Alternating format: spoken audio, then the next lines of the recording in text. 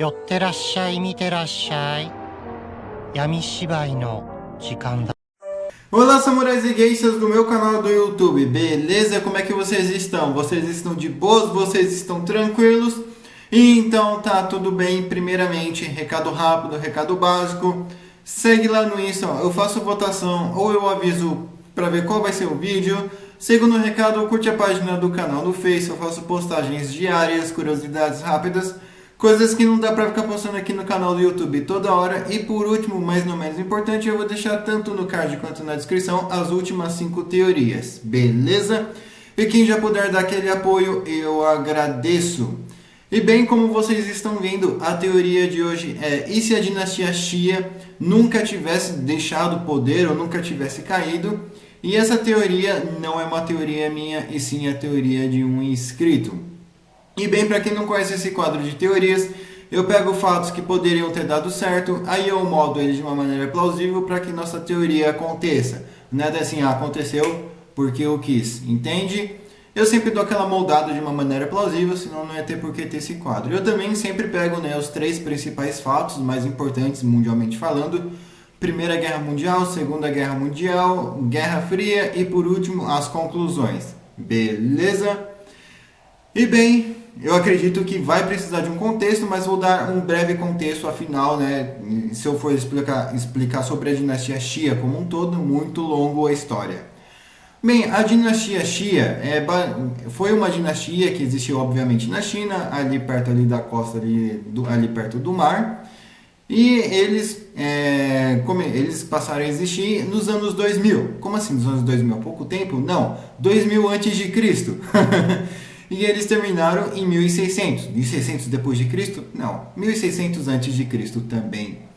E depois disso, essa dinastia literalmente sumiu e nunca mais se ouviu falar dela. E teve outras dinastias que vocês já viram aqui no canal. Enfim, como seria se essa dinastia nunca tivesse deixado o poder? Bem, chegou 1600 ali, eles conseguiram resistir às invasões ali das outras dinastias, dos outros povos, e aí foi indo. Obviamente não vou narrar de 1600 a.C. até atualmente, senão vai 300 mil vídeos, beleza? Então vamos já direto aos fatos ali mais importantes, beleza, tempo vai, tempo vem, chegou a invasão mongol.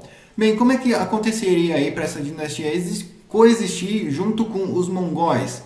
Bem, os mongóis, obviamente, se eles dominaram a China, dominar uma dinastiazinha de nada é a coisa mais simples do mundo.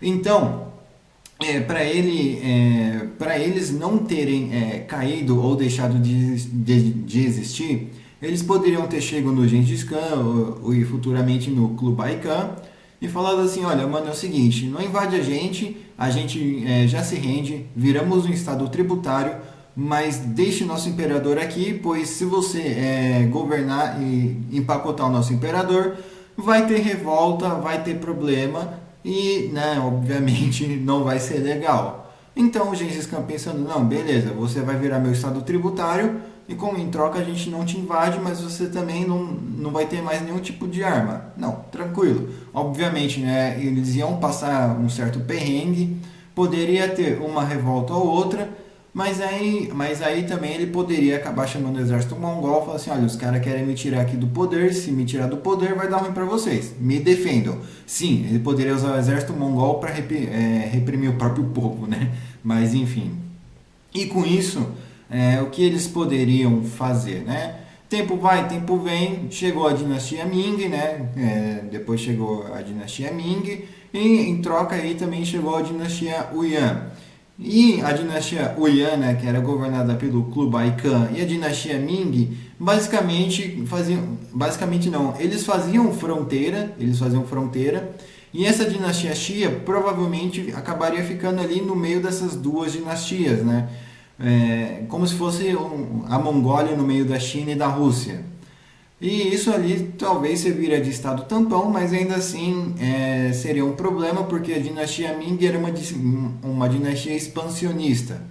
E sendo uma dinastia expansionista, eles tiveram colônias na Indonésia, em Brunel, eles tiveram colônia em Moçambique, sim, e também eles deram um pulo aqui no Brasil, mas não colonizaram.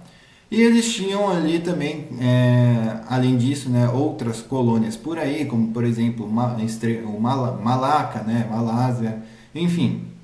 Eles eram uma dinastia expansionista e aberta ali para negociações, enquanto isso a dinastia Yuan não era era uma dinastia mais fechada, que era governada ali pelo Kublai Khan. Tá, e aí como é que ficaria esta treta? Porque, bem, uma dinastia era expansionista e a outra, de certa forma, também era. Bem, para a dinastia Xia continuar no poder, uma estratégia simples que eles poderiam usar é dividir e conquistar. Isso até rimou. Mas como assim? Eles não iam conquistar, eles não iam se expandir. Aliás, até poderiam se expandir um pouquinho nessa daqui. O porquê? Porque eles poderiam negociar com a dinastia Ming e falar assim, olha, se a dinastia Yuan invadir, vocês nos ajudam a se defender, que a gente pode ser seu estado tributário. Não, beleza. E eles poderiam também acabar revirando ele para a dinastia Yuan e falar assim, se a dinastia Ming me invadir, vocês me ajudam a me defender, eu posso ser seu estado tributário. Enquanto isso, eu vou aderir uma neutralidade entre os dois. Não, beleza. Vocês aí estão pensando, Bruno, isso é impossível de acontecer. Aí eu rebato. Durante a Segunda Guerra Mundial, a Irlanda tinha um plano com a Inglaterra caso a Alemanha invadisse, ao mesmo tempo que a Irlanda tinha um plano com a Alemanha caso a Inglaterra viesse a invadir. Então, eu estou basicamente adaptando essa jogada aí da Irlanda para a dinastia Xia. E beleza, tempo vai, tempo vem. Chegou a dinastia Qing, né? E beleza, como é que vai fazer isso? Porque a dinastia Qing foi uma das mais expansionistas, né? Eles tomaram Mongólia, Tuvantuva, um monte aí de lugares, né? Inclusive até mesmo a Península Coreana. E com isso, o que poderia ter acontecido? Bem, a dinastia Xia, obviamente, eles teriam que já se render. Naquele mesmo esquema, vamos ser um estado tributário, mas vamos se meter aí nos seus assuntos aí dentro aí do seu governo, mas você também não tira o nosso imperador. Pois é, essa dinastia vai ser uma dinastia fantoche aí dos outros. Mas fazer o quê, né? A teoria era essa e esse é o modo mais plausível de manter essa teoria aí. Então tá. Durante a Guerra do Ópio, aí sim que a dinastia Xia poderia acabar se expandindo um pouquinho. Por quê? Por segurança. E aproveitando ali que os ingleses estavam ali, eles poderiam pensar, por que a gente não pode tentar uma ofensiva ali contra os britânicos? Então, a partir do momento em que a dinastia Qing entrasse em guerra ali com a Inglaterra por causa ali, né, da treta do ópio, a dinastia Xia poderia aproveitar isso para se expandir um pouquinho. Mas isso não ia durar para sempre, porque uma vez que a dinastia Qing tivesse ali já cessado as tretas ali com a Inglaterra, a dinastia Qing poderia assim tentar retomar ali os territórios perdidos, mas não seria isso de uma vez, tá? Iria aos poucos, com alguns incidentes, com algumas invasões mesmo. E com isso, né, o que pode ter acontecido? Muitos chineses Hans, eles podem ter visto a dinastia Xia como um pontapé inicial para derrubar a dinastia Qing. Como assim? Pois é, justamente pelo fato da dinastia Qing ser uma dinastia Manchu e governar uma maioria que era a maioria Han. E a dinastia Xia, acredito eu, que era uma dinastia Han. Então, com isso, os chineses Han, eles poderiam, a maioria acabar vazando, fugir ali para a dinastia Xia e se voluntariar contra a dinastia Qing. E isso facilitaria, por quê? Porque ali, né, na rebelião dos Boxers, muitos desses chineses Han ali poderiam também acabar saindo, uma vez que a dinastia Xia não era tão corrupta e nem pobre, comparado à dinastia Qing. Eles poderiam sim estar um pouco mais forte, um pouco mais bem treinado, com umas armas melhores ali da época. Então a rebelião dos Boxers ali poderia ter surgido um efeito contrário, mas também nós não vamos alterar isso, né? Justamente pelo fato de que também não faz sentido, não ia mudar nada a dinastia Xia. O que talvez mudaria é que ela teria ali um pouquinho a mais de terra do que ela já tem. Para quem não viu a dinastia Xia, esse é o pedacinho aí da dinastia Xia comparado ali com o resto da China. E ok, tempo vai, tempo vem, como é que fica ali a rebelião, a Revolução de Xinhai? Que a Revolução de Xinhai ali era para derrubar a dinastia Qing. E com isso, né, o Yuan Xinkai, o Sun Yat-sen, aliás, ele até poderia fazer isso, derrubar a dinastia Qing. E a dinastia Xia poderia ajudar, obviamente que em troca ali deles se manterem preservados. E com isso, o que eles poderiam fazer? Eles poderiam já, obviamente que lutando ali contra a dinastia Qing na Revolução de Xinhai, mas o porquê que eles iriam lutar ali para a dinastia Qing? Justamente para eles encontrarem ali uma saída para o mar. Por quê? Porque assim eles podem negociar com o exterior. E bem, tempo vai, tempo vem. Vamos supor que, beleza, eles conseguiram ali um pedacinho ali de saída para o mar. Enquanto isso, a China ali a China ali acabou virando uma república normal. Bem, na hora dos senhores da guerra é que a coisa ia ficar feia, porque diversos senhores da guerra poderiam tentar atacar a dinastia Xia, não para derrubar, não, mas sim para poder subir no trono e poder governar ali uma dinastia que já está aí de pé desde 2000 a.C. Então, seria basicamente uma disputa, talvez, ali para ver qual senhor da guerra que governaria a dinastia Xia. E com isso a dinastia Xia teria que estar preparada, pois eles ali teriam que acabar guerreando ali com os senhores da guerra, né? E bem, tempo vai, tempo vem. A dinastia Xia ali perdeu um pouquinho de fronteira, mas ainda assim não perdeu a sua saída para o mar. E manteve ali o seu imperador intacto. Como é que seria ali durante a Guerra Civil Chinesa? Comunistas, nacionalistas, Chiang Kai-shek, Mao Tse-tung. Olha, eu acredito que talvez a Guerra Civil Chinesa ali, eles não atacariam a dinastia Xia, uma vez que o problema eram os comunistas e os nacionalistas, né? Como não existiam monarquistas ali no tempo, né? A maioria já estava empacotado, ficaria difícil prever alguma coisa aqui.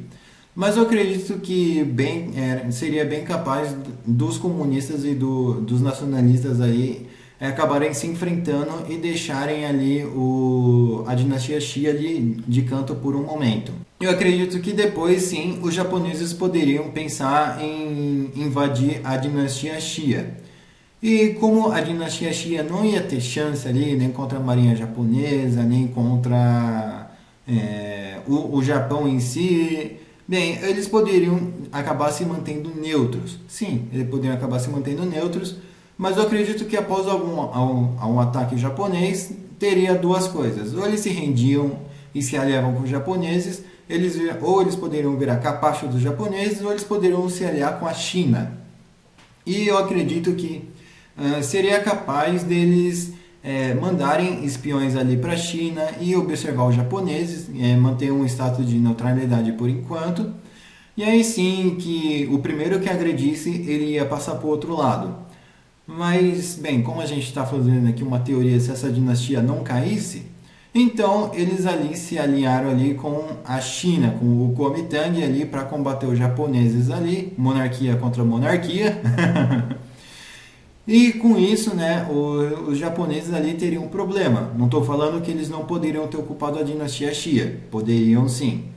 Mas, né, a dinastia Xia poderia acabar mostrando resistência, afinal, como que eles vão aceitar calados ser invadidos ali por uma potência estrangeira? Nunca. Então, o inimigo do meu inimigo é o meu amigo.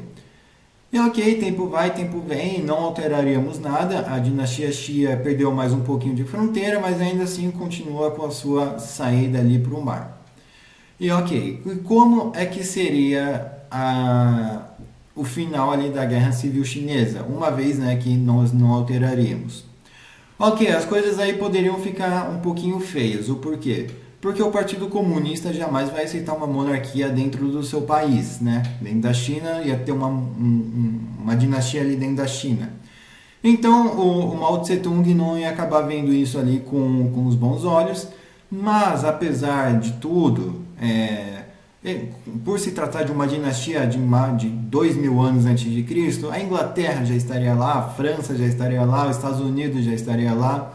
Seria basicamente um outro país dentro da China. E com isso aconteceria mais ou menos a mesma coisa entre Berlim Oriental e Ocidental, sabe? Mesmo Berlim Ocidental sendo um lugar ali onde os Estados Unidos pode ir, a Inglaterra pode, e eles estão dentro ali de outro território, que isso dificultaria demais. Então, o mapa aí da dinastia Xia na China atual seria esse. E provavelmente, né, a cidade aí acabaria vivendo sitiada, cercada, e eles não teriam basicamente como se defender, eles teriam que se virar aí do modo deles. Eu duvido muito aí que eles se associariam ao Partido Comunista, e eu acredito que alguns incidentes aí poderiam acontecer, e deserções também, por que não? E durante a Guerra Fria seria o maior problema, afinal, né, como eu já disse, deserções, chineses aí querendo invadir a dinastia Xia para pegar exílio, enfim, ou para fugir do Partido Comunista, seria um negócio aí deveras aí complicado aí. E eu acredito que essa tensão aí iria se manter até mais ou menos quando Deng Xiaoping assume. Por quê? Porque a partir daí ele iria abrir a China e iria ver na dinastia Xia uma oportunidade de lucrar muito com o turismo. Sim, eles iriam fazer da dinastia Xia uma parte da China como se fosse uma região autônoma, mas que ao mesmo tempo seria um outro país visto internacionalmente. Então, se as pessoas quisessem visitar uma dinastia que já existe há 2000 anos antes de Cristo, elas teriam que pagar para entrar na China. Aí sim, basicamente eles teriam um acordo ali, né, para liberar passagem ali para turista. E obviamente, né, seria sim de fato um país oficial, talvez o Império Xia, Reino Xia, enfim. E depois, as nações estariam ali.